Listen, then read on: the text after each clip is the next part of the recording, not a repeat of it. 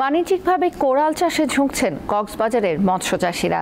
দীর্ঘদিনের গবেষণায় খাদ্যাভ্যাস পরিবর্তনের মাধ্যমে কোরালকে চাষ উপযোগী মাছে রূপান্তর করায় বাড়ছে উৎপাদন। তাই দেশের সুনীল অর্থনীতির নতুন সম্ভাবনার নাম এখন কোরাল।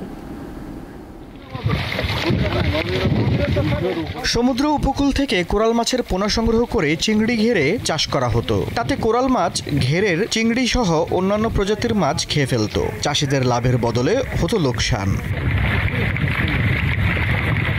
গত বছরের নভেম্বরে কক্সবাজারের গ্রিন হাউস মেরিকালচার হ্যাচারিতে কৃত্রিম প্রজনন ঘটিয়ে কোরাল মাছের পোনা উৎপাদন করতে সক্ষম হন মৎস্য গবেষকরা।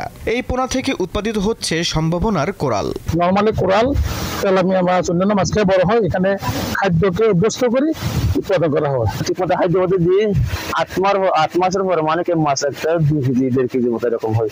মৎস্য অধিদপ্তরের টেকসই উপকূলীয় ও সামুদ্রিক মৎস্য প্রকল্পের আওতায় দীর্ঘদিন ধরে কোরাল মাছের পোনা উৎপাদনের গবেষণা হয়েছে গ্রিন হাউস মেরিকালচার হ্যাচারিতে।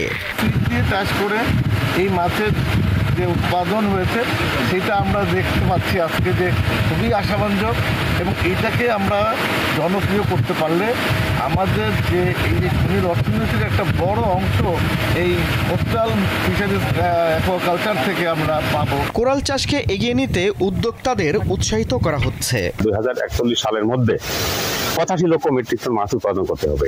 সেই হিসাবে আমাদের কিন্তু এই উৎপাদনের ক্রাইটেরিয়া প্লাস পরিধি বাড়ানোর জন্য এই যে কোরাল চাষ যেটা আছে সেটার উৎপাদনটা বাড়ানো দরকার। হ্যাচারিতে কোরাল চাষের মাধ্যমে দেশের আমিষের চাহিদা মিটিয়ে রপ্তানি করে বৈদেশিক মুদ্রাও অর্জন সম্ভব হচ্ছে।